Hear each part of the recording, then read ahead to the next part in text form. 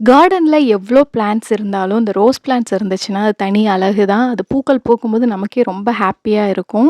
அப்படி நீங்க பார்த்துட்டுருக்க இந்த ரோஸ் பிளான்ட் வந்து காஷ்மீர் ரோஸ் அப்படின்னு சொல்லிட்டு அவங்க வந்து குடுத்துருந்தாங்க. வீட்டுக்கு வெளியில தான் நாங்க வாங்குனோம்.